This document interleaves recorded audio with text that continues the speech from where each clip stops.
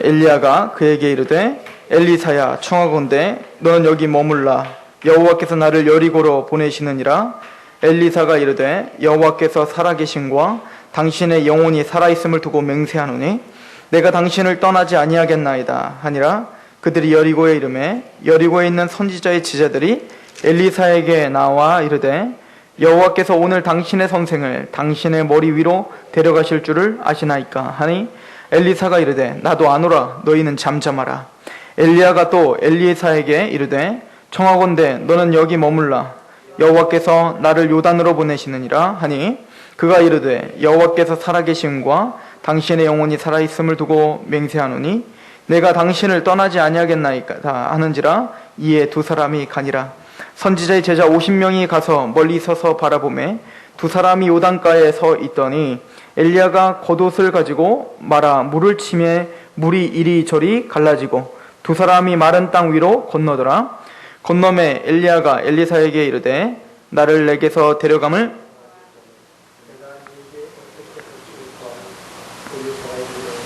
당신의 성령이 하시는 역사가 갑절이나 내게 있게 하소서 하는지라. 아멘. 오늘 말씀은 엘리야가 승천을 하고 엘리사에게 인수인계를 하는 장면이죠. 엘리야가 승천하는 장면은 여러모로 우리에게 의미가 있습니다. 그러나 오늘은 엘리야가 승천하는 장면에 집중하지는 않겠습니다. 그러나 우리가 기본적으로 알아야 될 것은 엘리야가 승천하는 장면을 통해서 엘리야의 삶을 한번 돌아보시기 바랍니다. 엘리야는 하나님의 복음 사역, 즉 하나님의 메시지를 전파하고 바알 숭배가 아닌 오직 여호와 하나님만을 숭배하는, 오직 여호와 하나님께만 영광을 드려야 하는 그런 열심과 열정으로 바알 숭배자들과 싸웠던 사람입니다. 그랬던 엘리야는 항상 승승장구했던 것만은 아니죠.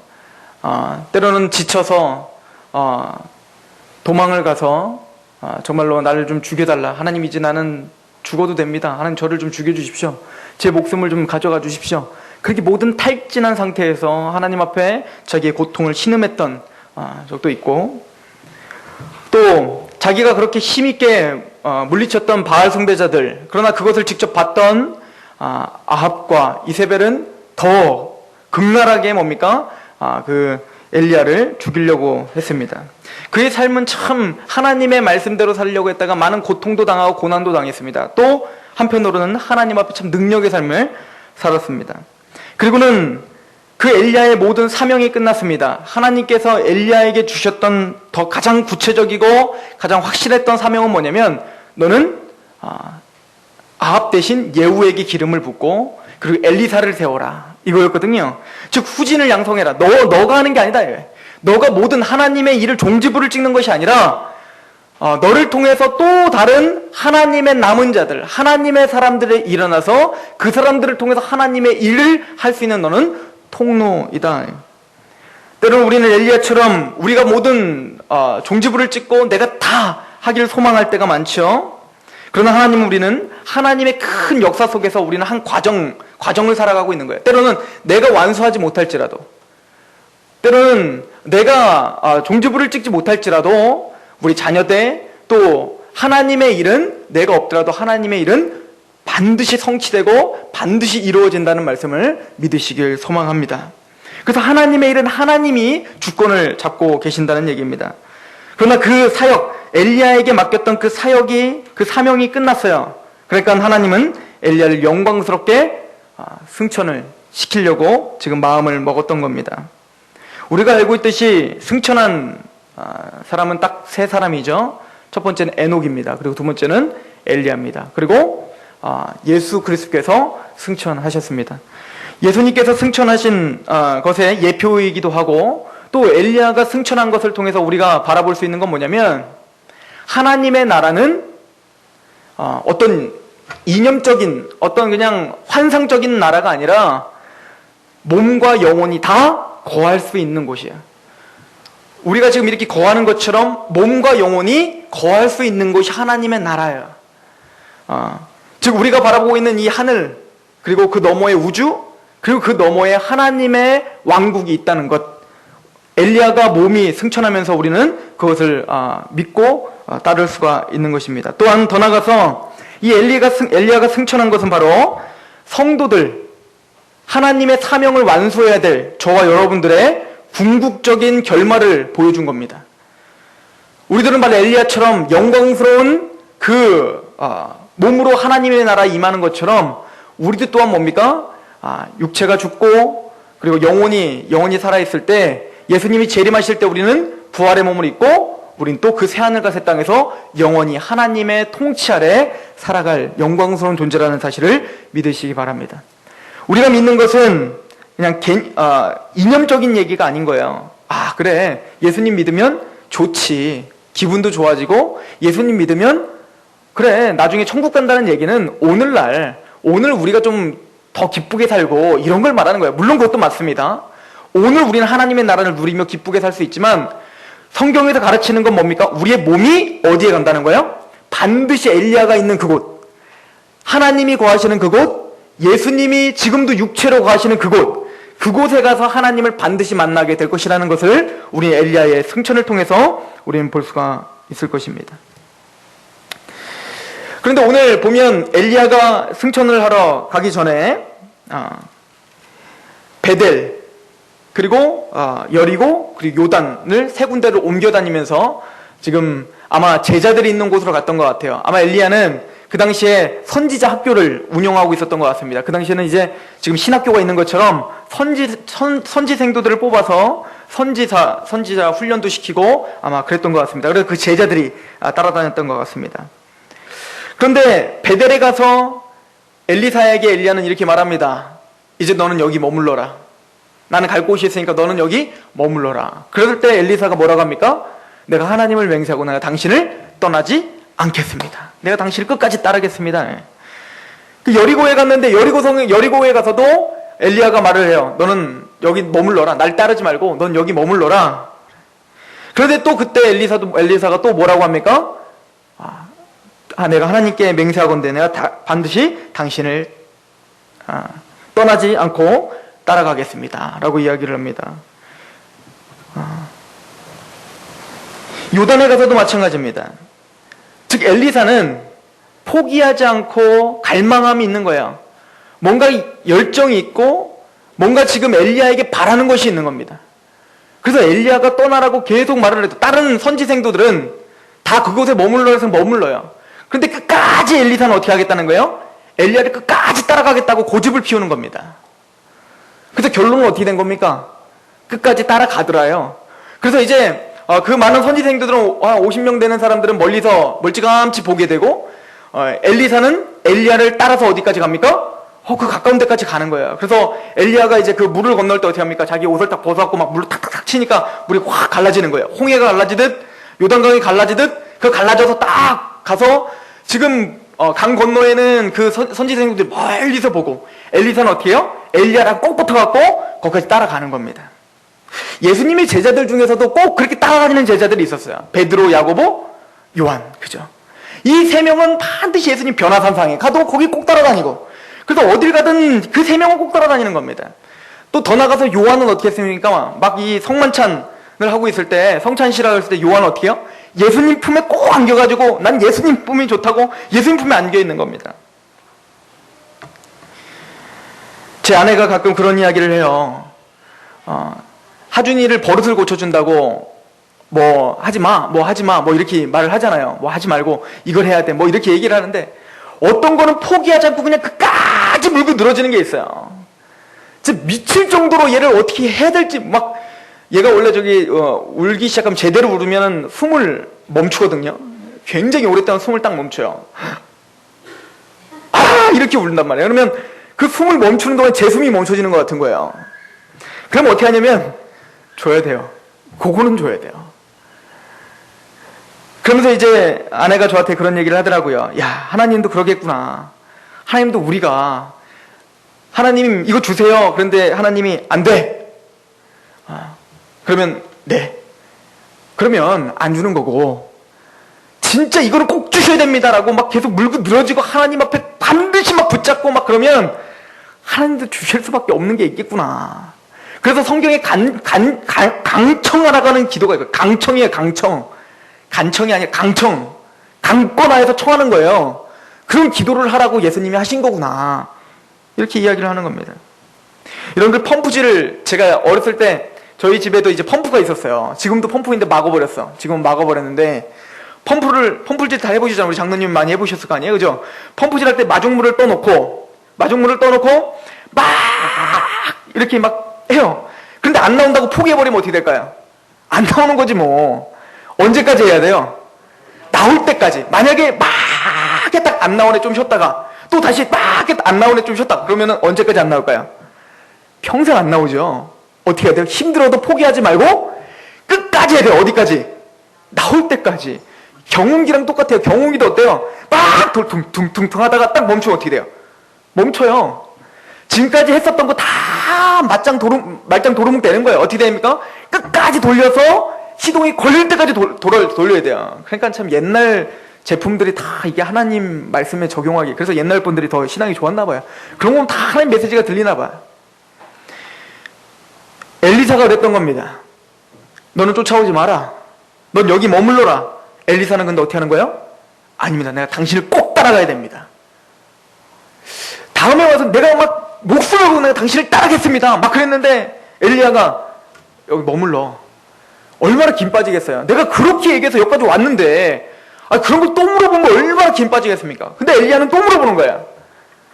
근데 엘리사는 또 어떻게 해요? 내가 하나님께 맹세건 내가 당신을 절대 지금 엘리사는 엘리야에게 뭔가 바라는 게 있는 거예요. 그냥 따라가는 게 아니에요. 엘리사는 지금 엘리야의 그 삶을 통해서 엘리야에서밖에 엘리야만이 나에게 줄 수 있는 뭔가가 있다고 확신하고 있는 겁니다.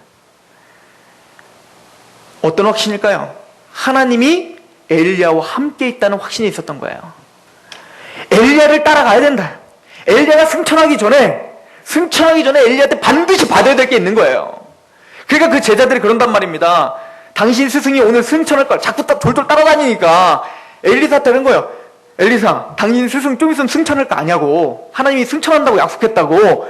그랬더니 뭐라고 합니까? 엘리사가 아니까 조용히 해. 이거야. 잠잠하라. 이게 뭐야? 나 다 알고 따라다니는 거거든. 그러니까 너 좀 조용히 해. 그러면 엘리야한테 가서 내가 당신을 절대 놓칠 수 없습니다. 이렇게 얘기하는 거거든요. 마태복음 15장에 보면 이런 장면이 나와요. 예수님께서 가나안에 갔어요. 근데 가나안 여인이 하나 있는 겁니다.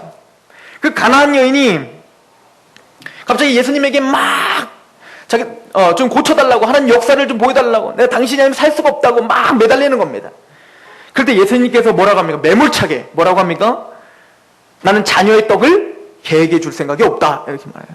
자녀는 누구예요? 유대인들이에요. 나는 유대인들을 부르러 왔지 이방인들 부르러 온 게 아니다. 자녀의 떡을 나는 개에게 주지 않는다. 지금 그 여인을 뭐라고 부르는 거예요? 개라고 부르는 거예요. 개. 근데 그 여인은 어떻게 합니까? 그런 수모를 당했는데도 그 예수님에게 뭐라고 말합니까?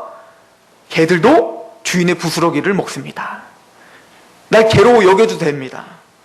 나를 무시해도 되고 모욕을 줘도 되고 나를 어떻게 봐도 상관없습니다. 그러나 주여, 난 주님의 능력과 주님이 필요합니다. 끝까지 그 예수님께 매달리는 거예요. 그때 예수님이 뭐라고 합니까? 이 여인의 믿음을 보았느냐, 이렇게 이야기하는 거죠. 예수님은 가나안 여인을 도와줄 생각이 원래 있었어요. 지금 수많은 누가 보고 있냐면 유대인들이 보고 있었다고요. 유대인들. 그 당시 서기관 바리새인들, 이런 사람들이 보고 있었단 말입니다. 그리고는 자기들은 믿음이 있노라 하면서 뭡니까? 거들먹거리고 믿음이 있노라 하면서 그 안에 갈망함, 간절함, 그런 것은 전혀 없는 거야. 종교적인 형체는 다 갖고 있어요. 종교적으로 그럴듯해 보이고, 종교적으로 하나님 앞에 사거리 나가서 하나님 앞에 막 기도도 하고, 말씀도 다 외우고, 말씀대로 살으려고 노력을 하고 있는데, 그 마음 안에 중심에 뭐가 없는 겁니까? 믿음이 없는 겁니다. 간절함이 없는 거예요. 갈망함이 없어요. 심령이 가난한 마음이 없는 겁니다. 그때 그들을 깨우쳐주기 위해서 지금 가나안 여인에게 어떻게 하는 겁니까? 수모를 주는 거예요. 봐라, 니들이 무시하고 있는 이 가나안 여인, 니들이 그렇게 무시하고 있는 이 이방인 여인, 이 여인의 그 간절함과 그 믿음을 보았느냐. 너희는 믿음이 있노라 하고 너희의 믿음은 어디 있느냐. 이것을 지금 간접적으로 보여주고 있는 겁니다. 예수님께서는 우리에게 그럴듯한 종교적인 행사를 원하지 않습니다. 주님은 우리에게 원하는 건 뭡니까? 갈망이에요. 간절함이에요. 주님만이 주실 수 있는 건, 엘리사가 엘리야를 따라다니면서 엘리야에게만서만 받을 수 있는 것, 엘리야만이 나에게 줄 수 있는 것, 그것을 위해서 정말 전심으로 그 엘리야를 따라다녔던 것처럼, 그렇게 수모를 당하고 따라오지 말라고 하는데도 엘리야는 엘리야를 끝까지 따라갔던 엘리사처럼 우리에게 필요한 건 지금 그런 갈망과 갈증입니다. 영적 갈증이 있어야 된다는 거예요. 말씀에 대한 갈증이 있어야 되는 거예요. 예수 그리스도만이 나에게 줄 수 있는 것이 있습니다. 당신은 하나님의 아들입니다. 당신은 우리 주님이십니다. 당신만이 나에게 채워줄 수 있는 그 간절함과 그 풍성함이 있습니다. 그런데 어느새 우리는 그 갈망함을 잃어버리고 사는 겁니다.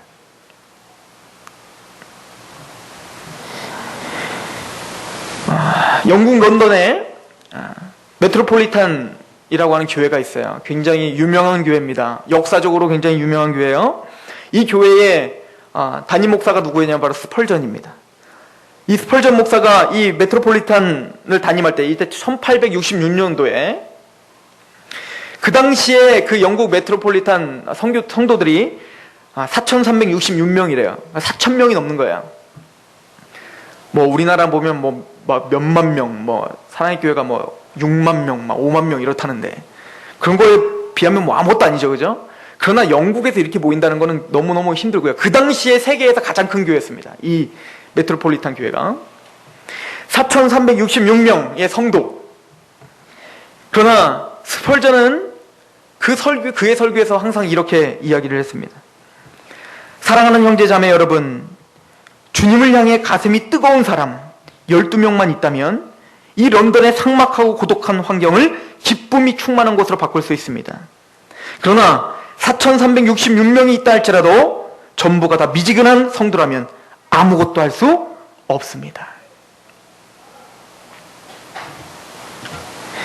참 놀랍죠?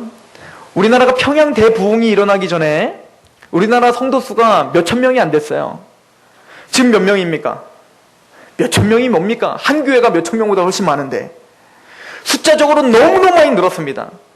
그런데 그 일제시대 때 그 성도들, 우리의 믿음의 선조들을 볼 때는 그 몇 명 안 되는 사람이 뭡니까? 나라를 일으켰어요. 독립운동에 가담했던 그 대부분의 사람들이 기독교인이었어요. 자기 목숨을 아까워하지 않고 하나님 앞에 바쳤고 나라를 위해 바치는 헌신을 교회에서 배웠어요.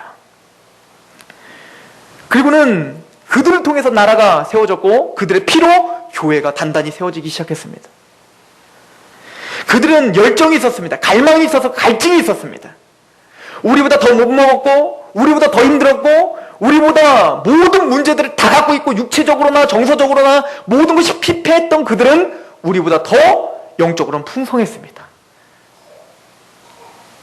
우린 너무나 부자여서, 우린 너무나 잘 먹어서, 우리는 너무나 편안해서 더 편한 것을 요구하는 사람들이요.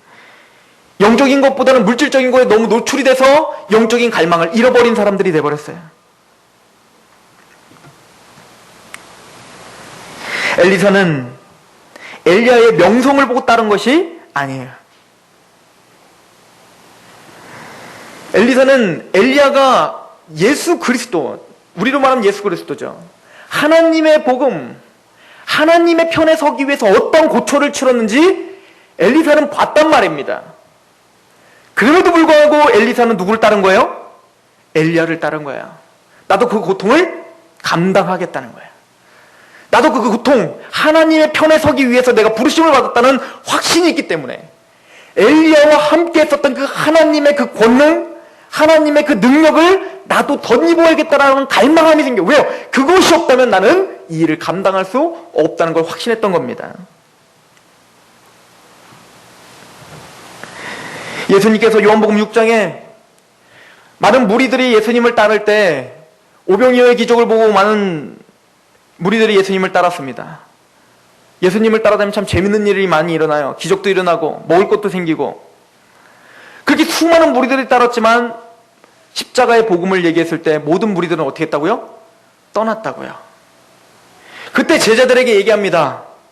너희도 가려느냐? 그때 베드로가 한 얘기가 뭡니까? 생명의 말씀이 여기 있는데 내가 어딜 가겠습니까? 엘리사는 바로 그런 베드로와 같은 심정이 있었나 봐요. 엘리야와 함께하는 하나님의 권능이 지금 엘리야와 함께 있는데 내가 어딜 가겠느냐 이거야. 내가 왜 여기 남겠습니까? 난 당신을 끝까지 따르겠습니다. 이 갈망과 간절함으로 우리가 하나님의 능력을 사모하고 하나님의 말씀을 사모하는 것은 주님의 거룩하신 명령입니다. 요한계시록에 7교회에게 보내는 편지를 보십시오. 이기는 자라고 하는 표현이 있어요. 이겨라. 예수 그리스도를 믿는 우리가 이긴 자입니다. 그런데 우리가 이긴 자라는 칭호를 받는 이유가 있어요. 그럼 바로 예수 그리스도가 십자가로 능력으로 사단을 이겼기 때문이지요. 그 얘기는 우리도 그 능력으로 오늘날 이 시대에서 사단과 이 세상과 타협하지 않고 하나님의 말씀 앞에 능력으로 이길 수 있는 자라는 얘기거든요. 그래서 끝까지 우리에게 뭐라고 하냐, 참아내는 자에게는, 인내하는 자에게는 이라고 꼭 수식어를 붙여요. 그 얘기는 쉽지 않다는 겁니다.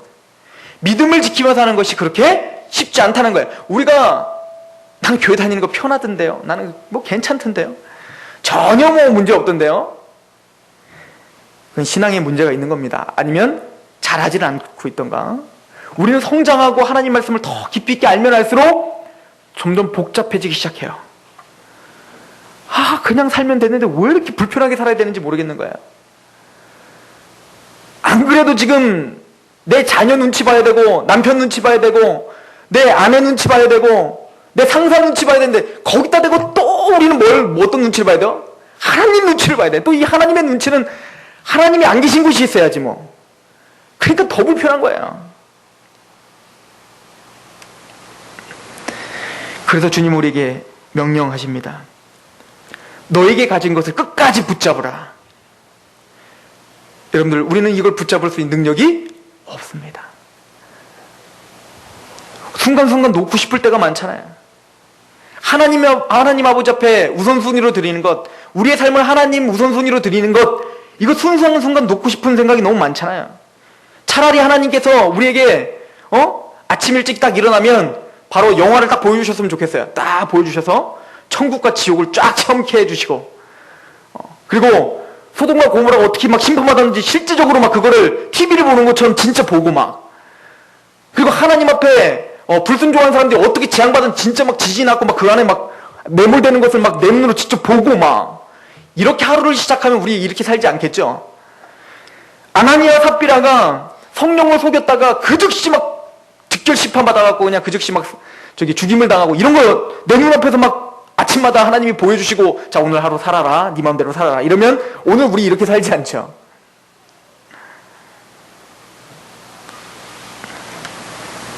그런 하나님은 기다리고 계시는 거예요. 우리를 그렇게 살 수 있도록 하나님은 기다리고 계시는 거예요. 어떤 분이 그렇게 이야기를 하더라고요. 간청의 기도라고 하는 것. 어떤 아이가, 예를 들어서 우리 하준이가 자꾸 칼을 달라고, 저번에도 칼을 어느 순간 딱 짚고 있더라고요. 깜짝 놀라갖고 이 뭐야 이러고 탁 뺏었는데, 근데 그 아이가 만약에 칼을 달라고 계속 막 뻗팅기고 막 울고 끝까지 뻗팅기고 또 땡기고 계속 달라고 막 그럼 주겠습니까? 안 주겠습니까? 끝까지 안 주는 거예요. 하나님도 우리에게 주실 수 없는 게 있어요. 반드시 하나님은 주실 수 없는 게 있어요. 우리가 원하는 것들 중에 많은 부분은 주실 수 없는 것들도 많을 수도 있어요. 그런데 놀라운 거는 우리가 하나님과 매달려서 마침내 하나님의 그 뜻을 꺾고 막 얻어내는 것 같은 그런 현상들도 우리 안에 있어요, 없어요? 있어요. 여러분들 기도응답 많이 받아보셨잖아요. 이게 얼마나 은혜냐는 거예요. 하나님 참고 주실 때도 있잖아요. 하나님 참 좋으신 분이에요. 하나님이 만약에 제 성질 같았으면 절대 안 줬죠. 징계하시고 혼내시고 막 우리는 막 멱살 잡고 흔드시고 그랬겠죠. 그럼 하나님은 참 진짜 선하신 분인 거야. 진짜 인내하시는 분이에요. 우리가 엎어지고 꼬꾸라지고 또 하나님 앞에 죄를 짓고 하도 하나님은 항상 인내하시고 기다리고 계시잖아요. 이렇게 좋으신 분이 어디 있습니까? 그 좋으신 인내하심을 만홀히 여기고 경홀히 여기고 우습게 여기는 게 우리지만 그래도 오늘 또 용서해 주시고 그래도 오늘 우리에게 또 보살펴 주고 우리를 인도하시는 하나님이시잖아요. 너무너무 좋으신 분 아니십니까?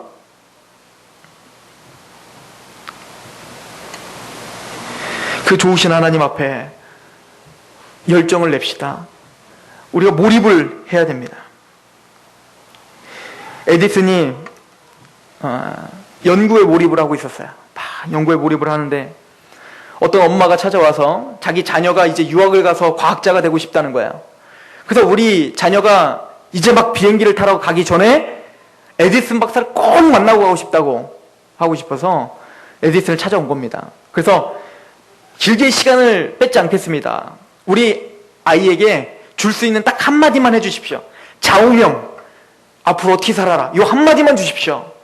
그래서 에디슨은 듣는 건지 마는 건지 그냥 자기 일만 하고 있는 겁니다. 초조해지는 거예요. 좀 있으면은 비행기가 떠나는데 계속 시계를 보고 또 쳐다보고 또 계속 시계를 보고 또 쳐다보고 났는데도 에디슨은 보는 건지 마는 건지 계속 자기 일만 하고 있는 겁니다. 그럴 때 에디슨이 계속 시계를 보고 있는 그 어머니에게 고개를 들더니 한마디를 했어요.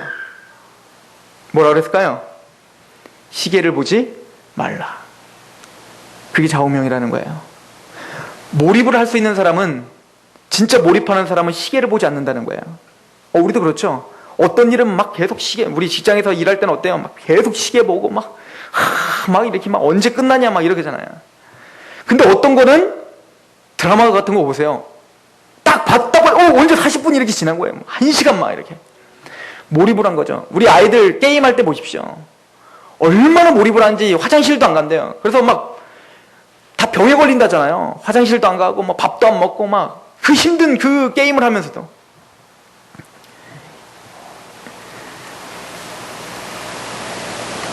우리는 하나님 앞에 얼마나 몰두하고 몰입을 하며 사십니까? 엘리사처럼 죽어도 떠나지 않겠다라는 그 갈망함과 그 몰두를 우리는 얼마나 주님께 하고 있고 하나님의 말씀에 그렇게 몰두를 하며 살고 계십니까? 우리가 성경을 보면서 시간 가는 줄 모르고 기도를 하면서 시간 가는 줄 모르며 하나님과 교제했던 적이 언제입니까?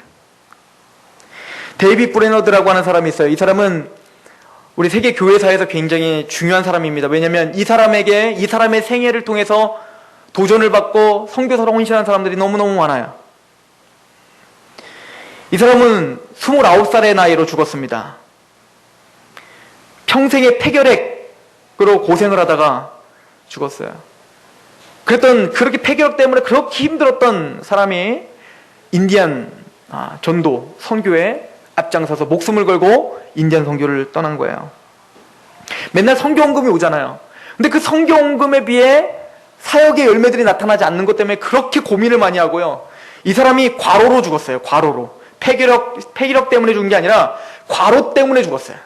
그 정도로 자기의 그 온통 사역과 하나님의 그 복음 사역의 모든 것을 다 몰입했던 사람입니다.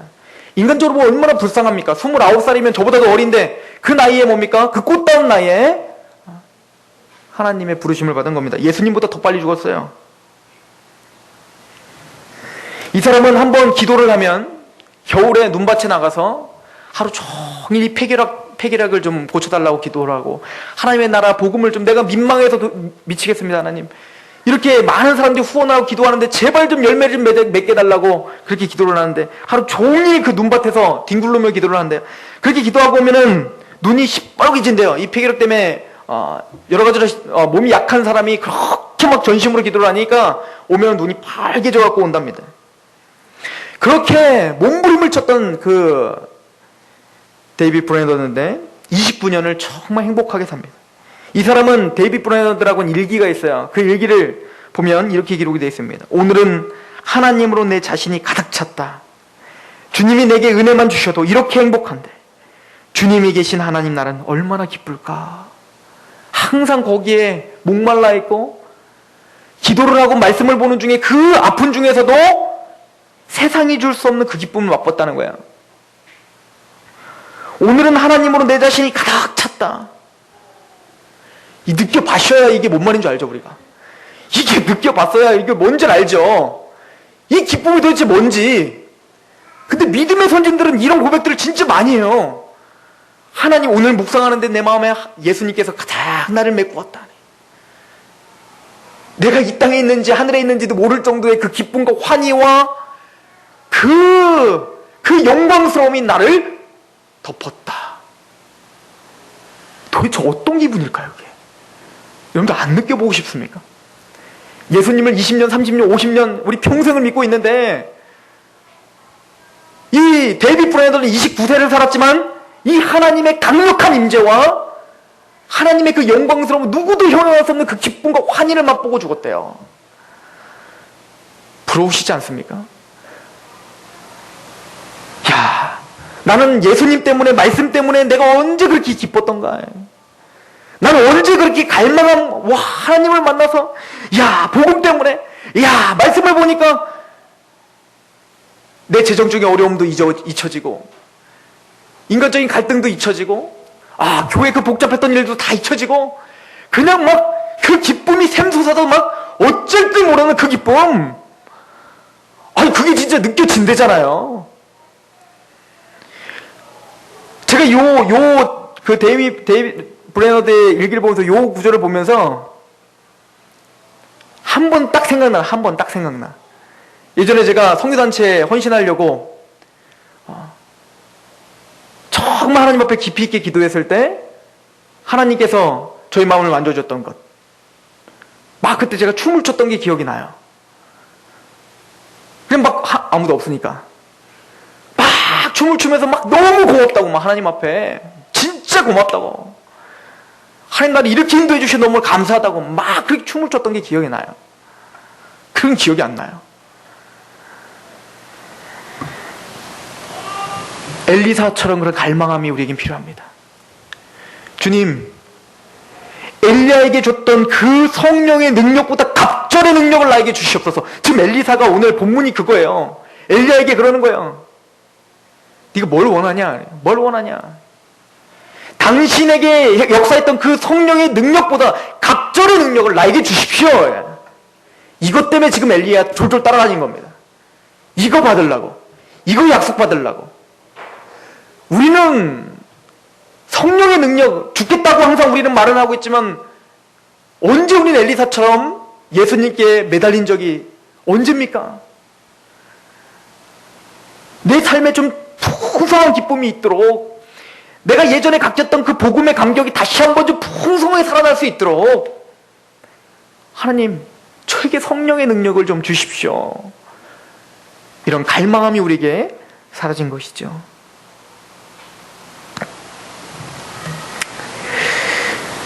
오늘 말씀을 보십시오. 열왕기하 우리 2장 8절부터 보세요.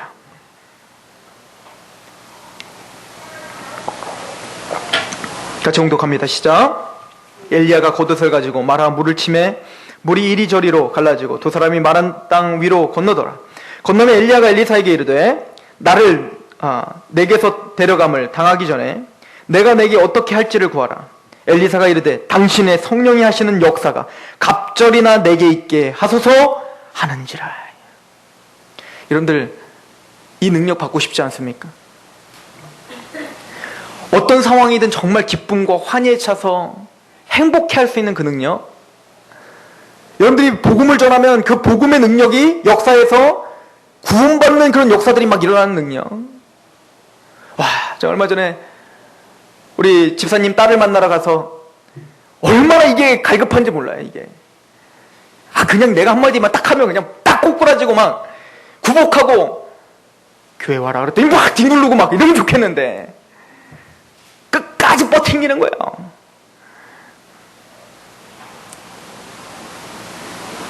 야, 저도 내가 언제인가, 내가 복음을 전했을 때 믿음이 확 생겼던 일이 언제인가요? 근데 하나님 역사심 정말 제 앞에서 정말 그렇게 성령님의 역사로 막 믿음이 생기는 게 보이거든요. 내가 그걸 체험한 게 언젠가요? 우린 빡빡하게 그냥 복음 하나 전하려고 막 아둥바둥 겁나가지고 말도 못하고, 말했다가도 뭐야? 그러면은 막 속된 말로 쫄아가지고 그냥 막 이렇게 가슴이 벌렁벌렁하고. 우리의 필요한 건 성령의 능력 아닙니까? 성령의 역사 아닙니까? 내 마음에 충만한 능력 아닙니까? 갈망함이 있길 소망합니다. 하나님 반드시 주십니다. 그러나 그것은 엘리야가 줄 수 있는 것이 아니에요. 여기서 우리는 착각하시면 안 돼요. 은사주의자들의 잘못된 행태가 여기 있는 거야. 자기가 안수하면 다 그냥 막 능력 받을 것처럼. 엘리야조차도 뭐라고 하는지 아십니까? 어려운 것을 나에게 구하는구나. 어려운 것을 나에게. 그래? 내가 하나님 앞에 물어봐도 내가 줄 수 있으면 줄게. 내가 손 대. 그럼 내 여기서 막 능력이 나갈 거니까. 이렇게 말하지 않고 엘리야는 뭐라고 합니까? 어려운 걸 나에게 구하는 거야. 이것은 내가 승천할 때 네가 그걸 보면, 하나님 보게 하시면 너에게 그 능력이 임할 것이요. 만약 그렇지 않으면 나는 내가 어떻게 할 수 없어. 이렇게 이야기를 하고 있어요, 엘리야는. 즉 그것은 전적으로 누구의 능력이에요? 하나님이 주시는 거죠. 어떤 특정한 사람이 주는 것이 아니에요. 사람에게 매달리지 마십시오. 하나님께 매달리십시오. 주님께 매달리시는 거예요. 어떤 능력이 부흥사가 막 손을 얹으면 막 뒤집어지고 엎어지고 해서 막 성령 충만해지는 게 아니라 주님께 간절히 갈망하는 겁니다. 엘리야와 같은 성령의 능력, 저기 갑절의 능력을 주십시오. 이 강구가 우리 교회에 가득하길 소망합니다. 그래서 어떻게 됐습니까? 결론은 받았죠 뭐. 엘리사가 받았어요. 그래서 어떻게 합니까? 그 엘리야가 벗어놓고 간 그 겉옷을 어떻게 해요? 딱 집니다. 겉옷을 딱 넘겨놓고 이제 승천을 했어요. 그러니까 그 떨어진 엘리야의 딱 겉옷을 입고, 그 겉옷은 선지자의 어떤 신분에게는 굉장히 중요한 거예요. 그래서 나중에 그 열왕기상 19장에 보면 엘리야가 엘리사에게 선택할 때 자기 겉옷을 던지거든요. 그건 뭡니까? 내가 너를 선지자로 택한다 이 얘기거든요. 즉 선지자 직분, 즉 엘리야가 가졌던 그 선지자 직분을 내가 대를 이었다, 이런 개념이 있는 겁니다. 그럴 때 어떻게 합니까? 엘리사가 가졌던, 아까 엘리야가 막 쳤더니 막 강물이 흩어지는 것처럼 엘리사가 그걸 잡고 막 쳤더니 어떻게 했어요? 강물이 또 똑같이 갈라지는 역사가 보이기 시작한 거예요. 이것은 그 옷에 능력이 있는 게 아니라, 모세의 지팡이는 그냥 평범한 지팡이였지만 그것이 하나님에게 쓰임받을 때 뭡니까?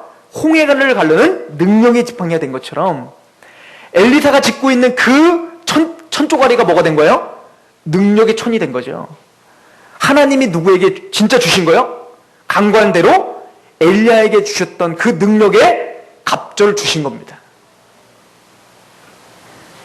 그리고는 그 능력을 받아서 엘리사가 한 게 뭡니까? 우리 열왕기하 2장 12절부터 한번 보세요. 엘리사가 보고 소리 지르매 지르되 내 아버지여 이스라엘 병거와 그 마병이여 하더니 다시 보지 아니하는지라. 엘리야가 지금 승천했어요.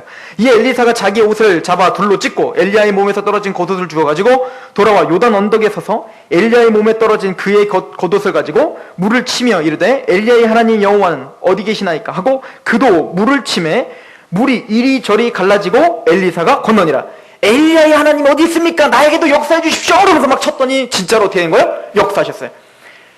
엘리야에게 하셨던 역사하셨던 하나님, 모세에게 역사하셨던 하나님, 아브라함에게 역사하셨던 하나님, 바울에게 역사하셨던 하나님 어디 계십니까? 오늘 나에게도 역사하여 주시옵소서. 이 갈망과 기도가 우리 있어야 됩니다. 그래서 능력을 받은 이 엘리사는 엘리야가 걸어왔던 길, 즉 베델, 여리고, 요단을 거꾸로 가요. 그래서 요단, 여리고, 베델 이 순서로 가고 있는 거예요. 가고 있는데 베델에서 여리고에서 어떤 능력을 바랍니까? 여기 보면 19절에 보면 그 성읍 사람들이 엘리사에게 말하되 우리 주인께서 보시는 바와 같이 이 성읍의 위치는 좋으나 물이 나쁨으로 토산이 익지 못하고 떨어지나이다. 즉 여리고에 갔더니 그 여리고에 있는 그 많은 그 선지자 생도들이 엘리사에게 하나님이 함께 계신 것을 또 인정하게 됩니다. 그래서 그 엘리사에게 청하는 거예요. 지금 여기는 참 살기 좋은데 대신 물이 나빠서 토산이 익지 않고 열매가 맺지 않아요. 그랬더니 엘리사가 바로 어떻게 합니까? 21절에 보면 엘리사가 물 근원으로 나가서 소금을 그 가운데에 던지며 이르되 여호와의 말씀이 내게 이 물을 고쳤으니 이로부터 다시는 죽음이나 열매 맺지 못함이 없을지니라 하셨느니라 하니 그 물이 엘리사가 한 말과 같이 고쳐져서 오늘에 이르렀다. 치유의 역사가 일어났죠. 물이 깨끗해지는 역사가 일어났죠. 그것 때문에 어떻게 했어요? 많은 사람이 그 물을 마시고 그 물로다가 농사도 짓고 열매를 맺는 그런 놀라운 회복의 역사가 일어났죠. 이게 바로 하나님에게 몰두하고 갈망하는 복음의 사람들이 궁극적으로 해야 될 일이라는 거예요. 지금 뭐죠? 치유입니다. 회복입니다. 부흥입니다. 왜 우리가 능력을 받아야 되죠? 우리 때문에 우리 가정이 치유받아야 되고 우리 가정이 회복해야 돼요. 여러분들 때문에 이 교회가 치유받고 회복하고 부흥하셔야 됩니다. 우리 이 교회 때문에 이 서산이 풍요로워져야 돼요. 복음으로 가득해져야 돼요. 이것이 우리가 포기하지 못할 사명의 목적이에요. 그래서 하나님은 엘리사와 함께 한 거예요. 그런데 그 다음에 베델에 갔을 땐 너무 웃기죠. 여러분들 함부로 대머리를 욕하면 안 돼요. 여기 보십시오. 23절 엘리사가 거기서 베델로 올라가더니 그가 길에서 올라갈 때 작은 아이들이 성읍에 나와 그를 조롱하여 이르되 대머리여 올라가라 대머리여 올라가라. 대머리였나 봐요. 엘리사가 그 대머리라고 막 놀렸더니 엘리사가 막 화가 나가지고 날 대머리라고 해. 그랬더니 막 저주를 했더니 막 갑자기 앙콤이 막 와갖고 막 42명을 다 죽였어요. 엘리사 너무한 거 아니에요? 자기 대머리라고 했다고. 우리는 대머리를 놀리지 말라고 하는 중요한 메시지를 얻게 됩니다. 설마 근데 이거 알려주려고 이 메시지가 있겠습니까? 탈모 있다고 하니까 저를 놀리지 마셔라. 뭐 이렇게. 근데 여기 나오는 어린 아이라고 하는 단어는 우리가 말하는 그런 어린 아이라고 하는 단어가 아니에요. 창세기 41장에 보면 요셉을 이 단어로다가 지칭을 합니다. 아이라. 근데 그때 요셉의 나이는 30살이에요. 30살. 그러니까 청년들이에요. 젊은 청년들을 가리키는 용어예요.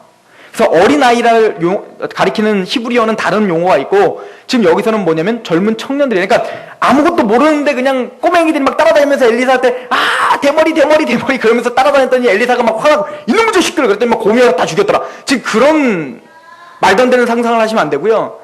젊은 청년들이 엘리사를 지금 대적하고 있는 겁니다. 이 얘기는 뭐죠?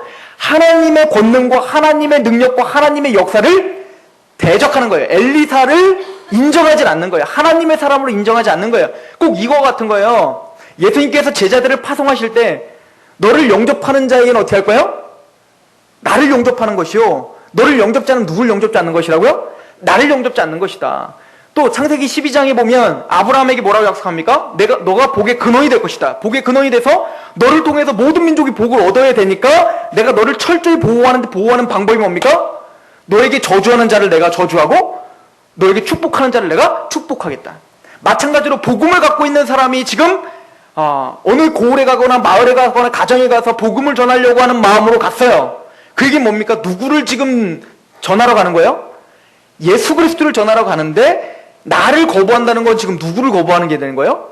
예수 그리스도를 거부하는, 즉 하나님을 대적하는 거고 즉 엘리사를 대적하는 건 누구를 대적하고 있는 거와 같은 거다? 하나님을. 그래서 하나님은 어떻게 한 거예요? 청년들을 다 죽인 겁니다. 엘리사가 왜 저주를 했을까요? 단순히 자기 대머리라고 욕한 게 지금 열받은 게 아니라 선지자권, 지금 뭐예요? 요단과 여리고에서는 자기를 엘리야의 뒤를 이은 선지자로, 하나님의 선지자로 인정하고 있는 분위기인데 어디서만 지금 대적하고 있는 거예요? 지금 베델에서만 지금 대적하고 있는 거예요. 그래서 이 고을에서 하나님의 능력을 보인 겁니다. 즉 하나님을 대적한 것 때문에 엘리사가 분노한 거예요. 꼭 예수님께서, 그 온유하신 예수님께서 성전에 올라가셔서 성전을 다 뒤집어 엎은 것처럼. 그래서 요한은 뭐라고 기록합니까? 성전을 사모하는 열심이 예수 그리스도를 삼켰더라, 이렇게 표현하고 있어요. 즉 권능이 있고 능력이 있고 복음을 하는 사람들은 뭡니까? 하나님을 대적하고 복음을 대적하는 일에 열정을 낼 수 있는 사람인 거예요. 하나님 편에 서서 하나님의 말씀대로 엘리야처럼, 엘리사도 지금 어떻게 하고 있는 겁니까? 갑절의 능력을 받아서 지금 자기의 유익을 위해 쓰이고 있는 게 아니라 하나님을 대적하고 있는 사람들에게 대항해서 그 능력을 사용하고 있는 겁니다. 그리고는 엘리사는 이제부터 그 능력을 마음껏 발휘하며 하나님의 능력을 성취하며 살게 됩니다. 여러분들이 그런 능력이 있길 소망합니다. 이 교회가 하나님의 편에 서서 하나님의 열심히 하나님의 전을 사모하는 열심이, 하나님의 복음을 사모하는 열심이, 예수 그리스도의 십자가를 사모하는 열심이 우리를 삼키길 소망합니다. 엘리사처럼 간절히 간구하십시오. 나도 그런 능력, 복음의 능력, 말씀의 능력, 영적인 능력, 삶을 능력으로 기쁨으로 이겨낼 수 있는 능력 갑절로 우리에게 허락하여 주옵소서. 기도하겠습니다. 하나님 아버지, 우리는 무지하고 능력이 없는 자들입니다. 우리를 불쌍히 여기셔서 엘리야에게 역사하셨던 그 성령의 능력, 엘리사에게 역사하셨던 그 성령의 능력, 엘리야도 우리와 똑같은 성정을 가진 사람이라고 말했습니다. 아버지여, 갑절의 능력을 우리에게 허락하여 주시옵소서. 오늘날 현실 사회 속에서, 우리의 갈등이 많은 사회 속에서 하나님의 말씀을 지켜 승리하는 일은 너무나 힘듭니다. 주님의 능력이 필요합니다. 우리에게 갈망함을 허락하여 주시고 갈급함을 허락하여 주셔서 주 여호와의 능력, 성령의 능력, 말씀의 능력이 내 마음에 가득할 수 있도록 인도하여 주시옵소서. 그렇게 하실 하나님, 오늘 말씀을 끊임없이 깨닫게 하셔서 우리가 항상 깨어서 인내함으로 승리하는 삶 살 수 있도록 인도하여 주옵소서. 예수 그리스도의 이름으로 감사하며 기도하옵나이다.